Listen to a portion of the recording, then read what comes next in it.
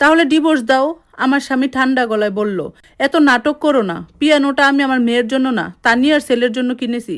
সেই এক মুহূর্তে আমি বুঝে গেলাম আমার স্বামী নিজের মেয়ের চেয়েও অন্য একজন নারীর সন্তানকে বেশি গুরুত্ব দিয়েছে। তখনই আমি আমার ছোট্ট মেয়ের হাত শক্ত করে ধরলাম।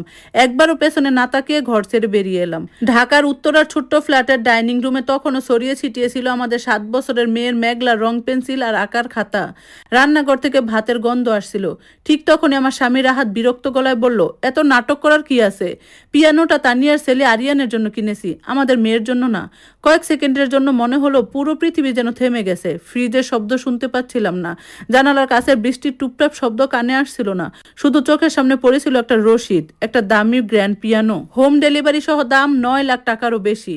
মাত্র 2 মাস আগেই মেঘলার স্কুলের মিউজিক টিচার বলেছিলেন, আপনার মেয়ের সুর ধরার অসাধারণ ক্ষমতা আছে, একটা ছোট কিবোর্ড কিনে দিলেও খুব ভালো শিখতে পারবে। মেঘলা আনন্দে বাবাকে জড়িয়ে ধরে বলেছিল, বাবা একটা ছোট্ট কিবোর্ড কিনে দেবে? রাহাত